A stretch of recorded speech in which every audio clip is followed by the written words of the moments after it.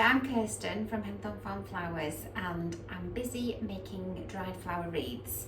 So I've got a whole load of mess here, but I've just made a couple. That's one that I've just made. I quite like this half wreath shape. So I start off and try and get a nice bit of shape and a little bit of fall down at this end. And then when I get to the top, I bind it off with the wire, and then I just need to finish it off by gluing a flower to just cover that binding and attaching a little hoop that you can use for hanging it to the wall. So that's one. If you can glue these on with hot glue actually, because it's dried. But Oasis also make a cold glue, which is really good for plant material. So that's that one. And this is another one that I've just made. So that just needs finishing off as well. A couple of dahlias there to glue on. And I thought I'd show you how I do it. So I've started this one. So I'm just on a little metal hoop here, and I've got a reel of wire, binding wire. So there are various methods. One method is to make lots of little mini posies, little tiny bouquets, and then attach them individually. But I find that I waste material doing that way, and precious things get hidden. So I prefer to make each one as I go along, and then I can kind of design it. So I just select a few little pieces. I'm trying to be quite random with these and not have any specific colour. So I'm not thinking too deeply. But my theory is, if each little individual bundle looks nice, then the whole thing will come together, and it always does. So decide where you want it, whether you want it on the top or the middle or drooping down into the centre, and just bind it probably 3 or 4 times till it feels secure, and trim those stems off. So I just keep working round, adding different bits of plant material. I've got some dried sedum here, some dried sanguisorba, which adds a bit of height. Try to get different heights going on. Nigella seed pod. Heather works really well. I've got 2 different types of heather. Just make sure it's nice and dry. So your bundle doesn't have to be big. Just fit that one more towards the top. Just go around a few times. So I mix between, quite small, fluffy bunches to ones with a bit of height, or different tangly bits. So we'll add a bit of a feature flower in now. Some pretty dried dahlias. I think that's a wine-eyed Jill.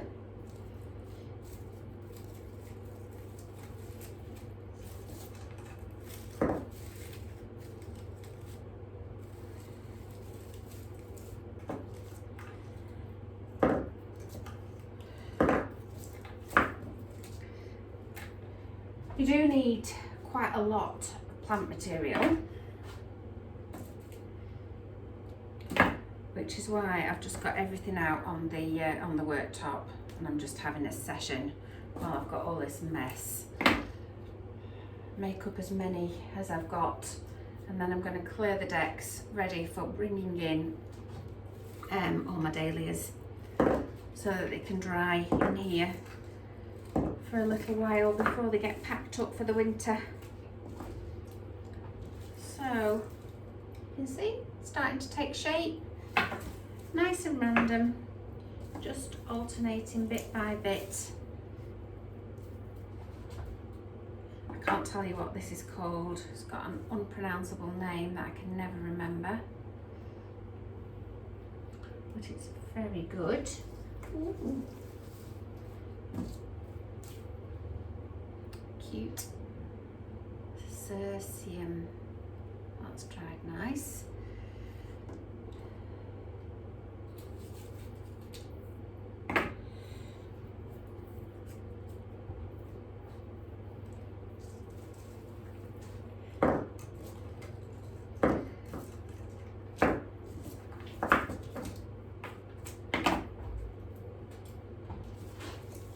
Okay, and I mix in things like little bits of honesty, bits of hydrangea, got dried rose there, seed pods, bits of grass, bunny tail, that's nice. Got some panicum here, I tend to split that up a little bit.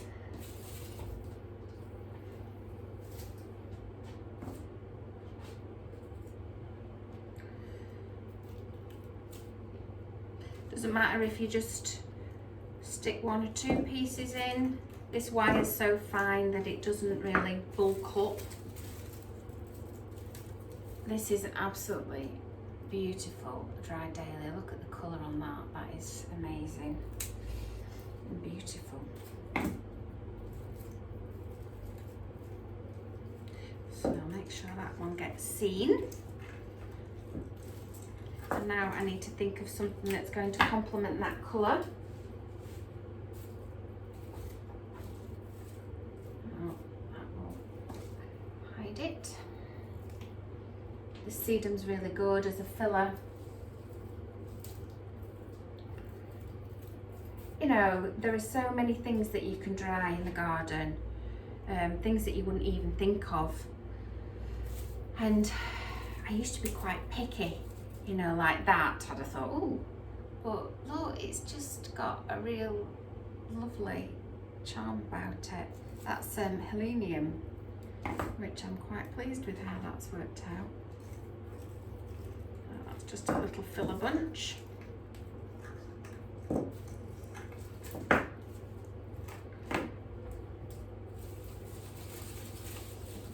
It's a bit of eryngium here. So we want different textures, different heights,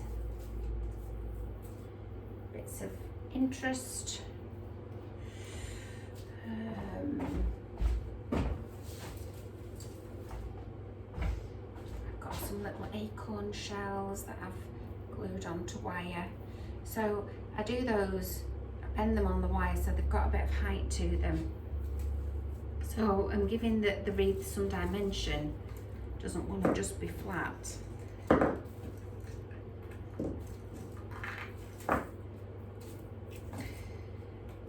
So it'll be Christmas wreaths next. I'm not holding workshops this year because of COVID, unfortunately.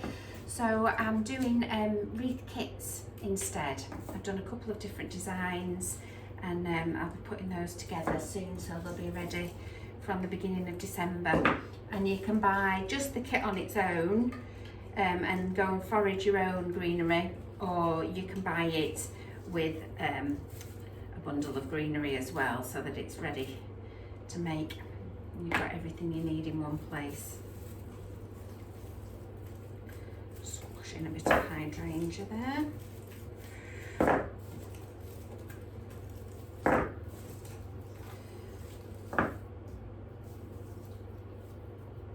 So if a bunch seems too big and you're going to add too bold a statement of colour, just edit it out a little bit.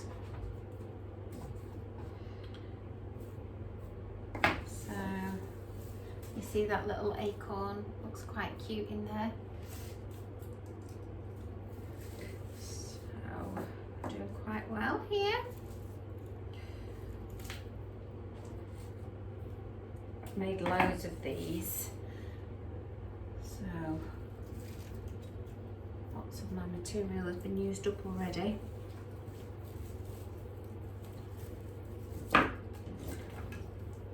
Really have having a comeback, dried flowers.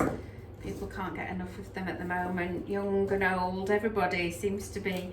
I think the people that remember them from the 70s and 80s are really pleased to see them back.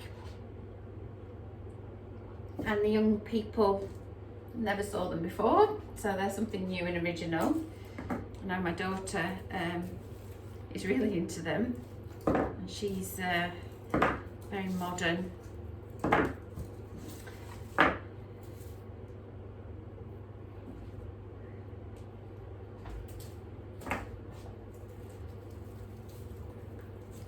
So I try to not think too much and just be instinctive, really. I find that's the best way. When I start out making something, I don't really have that much of an idea how it's going to turn out. Just make it.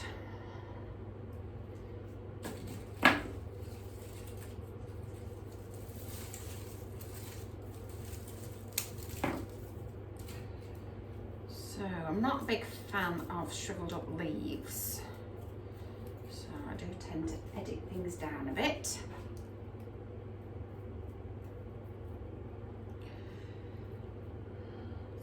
Okay, what else have we got? Achillea dries brilliantly, and I so wish I'd dried lots more of everything. Really, just don't put anything on the compost heap. Give it a try. But it's great as a filler. Limonium's absolutely amazing. So let's lock a bit of that in.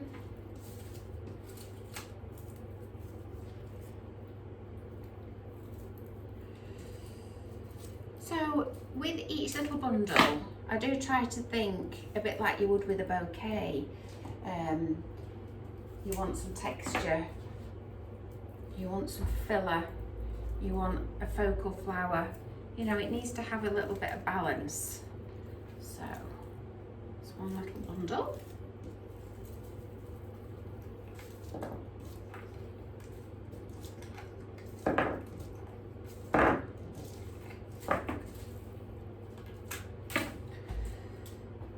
Okay, so I usually stop. I'll just go a little bit further. So that dahlia's a real feature there. A rose. I think we could do with a little bit more honesty. Honesty is very precious. Makes everything look wonderful.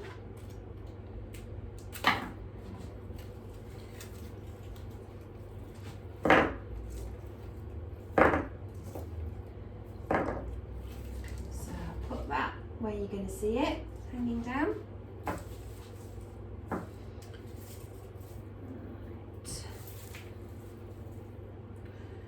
Trachelium, and that's dried nicely. It's quite a good little filler again. Pop with dark purple. Mix that with some pink. And another dahlia. So, first time I've dried dahlias this year. Had quite a lot of success with them, really.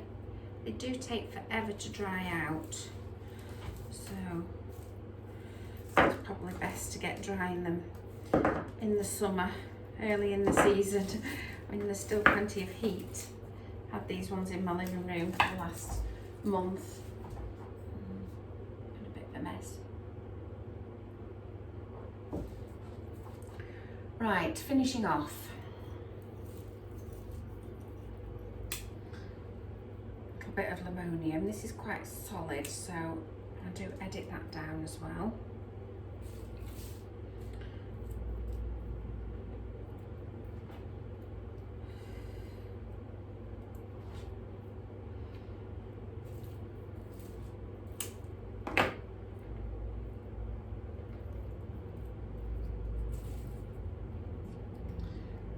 Nigella head, Atriplex. Now another thing I've learnt this year is to pick things at the right time for drying. So you want to pick them really probably when things are in the prime, when they're just fully open, they're not going over. So Atroplex has beautiful colour, and you need to pick it when it's in that colour. Don't let it go brown in the garden.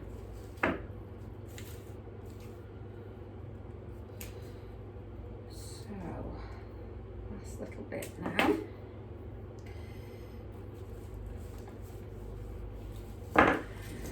So I just want to make sure this end bit is very short so it can be easily covered with a dahlia. So just kind of twist that round and bind it tightly to finish. Take the sharp end away. Trim those.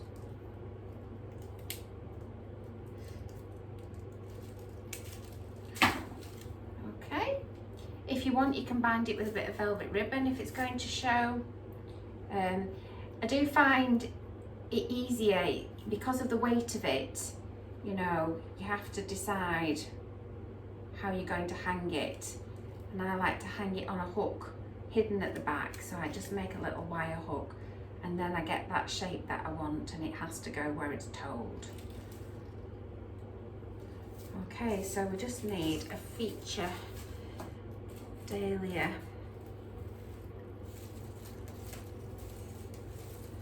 That's a nice one. So I'll just cut that off very short. Glue the head straight on. And there you have it. Okay, thanks for watching.